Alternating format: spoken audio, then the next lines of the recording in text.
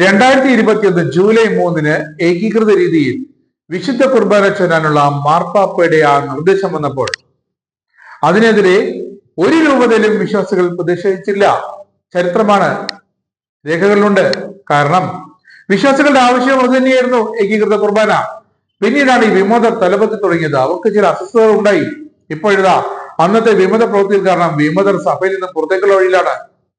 എറണാകുളം അങ്കമാലി അതിരൂപതയിലെ ഏതാനും വൈദികരുടെ പിടിവാശി, മർക്കടമുഷ്ടി, അത് ജയിക്കാനായി വിശ്വാസികളെ പല തട്ടുകളിലാക്കി വെറുപ്പിന്റെയും വൈരാഗ്യത്തിന്റെയും അവസ്ഥയിലേക്ക് നയിച്ച് വിമതർ അന്ന് മുന്നേറി.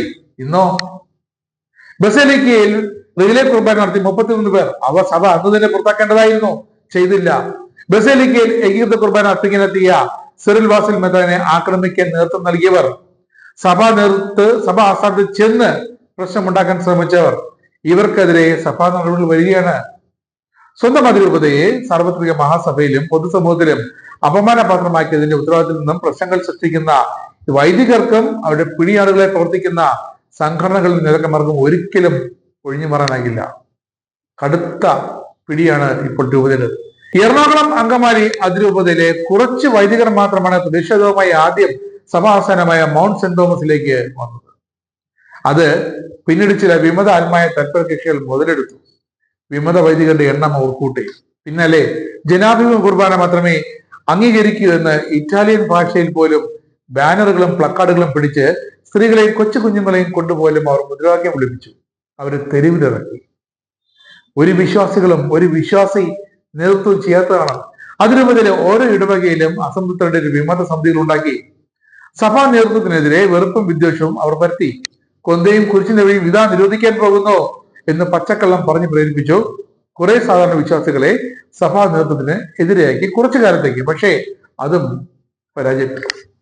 അന്നും ഇതൊക്കെ എതിർക്കാനും വിശ്വാസികൾ ഉണ്ടായിരുന്നു. അവരൊന്നും വിശ്വസിച്ചില്ല. ഇന്നും സഭയ്ക്കൊപ്പം നിൽക്കുന്ന വിശ്വാസികളുടെ എണ്ണം തന്നെയാണ് കൂടുതൽ. അവരുടെ വിശ്വാസം നിറഞ്ഞ നിലപാടുകൾ തന്നെയാണ് വിമതരുടെ ശക്തി ക്രമേണ ക്ഷയിപ്പിച്ചത്.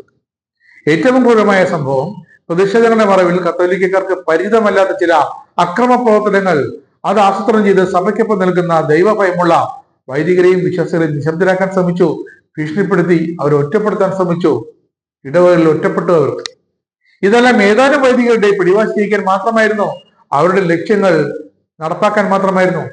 പ്രാദേശികവാദത്തിലുണ്ണിയ ദുരഭിമാനത്തിന് വേണ്ടി അവർ ചവിട്ടി പതിച്ചത് സൂര്യശോഭയുടെ സിറോ മലബാർ സഭയ്ക്ക് നൽകേണ്ട സ്വന്തം അതിരൂപതയെ ആയിരുന്നു. അത് വിമത വൈദികരിൽ ഭൂരിപക്ഷം തിരിച്ചറിഞ്ഞതാണ്. വിമത വൈദികരുടെ എണ്ണം അന്നത്തെ 400 നിന്നും ഇപ്പോൾ വിരലെണ്ണാവുന്ന തരത്തിലേക്ക് കുറഞ്ഞു. ചില തിരിച്ചറിവുകളും മാനസാന്തരവും വളരെ വൈകിയേ വരികയുള്ളൂ. അപ്പോഴേക്കും കൂട്ടിയാൽ കൂടാത്ത വിധം നഷ്ടം ഭീകരമായിരിക്കും. അതിനെ ഔദ്യോഗികമായി വ്യാഖ്യാനിച്ചാൽ വിമതർക്കെതിരായ ഔദ്യോഗിക നടപടി വിമതർ പോലും താങ്ങാത്ത തരത്തിലാകും വരിക. എന്തായാലും ഇപ്പോൾ ഉള്ളത് വിരലെണ്ണാവുന്ന ചില വിമത വൈദികർ.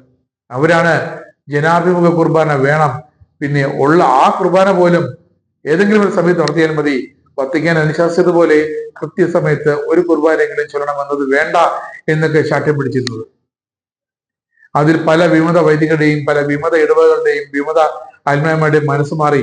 അവർ സഭയ്ക്കൊപ്പമായി, വിശ്വാസികൾക്കൊപ്പമായി. എന്നിട്ട് മനസ്സ് മാറി നിൽക്കുന്ന ചിലരുണ്ട്. അവരെയാണ് ഇപ്പോൾ സഭ ഉന്നം വയ്ക്കുന്നതും. എന്തായാലും മെത്രാന്മാർ ചതിച്ചില്ലെങ്കിൽ, ചില ഒപ്പം നിൽക്കുന്ന മെത്രാന്മാരെങ്കിലും ചതിച്ചില്ലെങ്കിൽ, മറ്റു ചിലർ ചതിക്കപ്പെടാതിരുന്നെങ്കിൽ, അങ്ങനെയെങ്കിൽ ഈ സഭയ്ക്കുള്ളിലെ കർശന നടപടികൾ അത് കർശനമായി തന്നെ മുന്നോട്ട് പോകും എന്നത് പറയാതെ വയ്യ.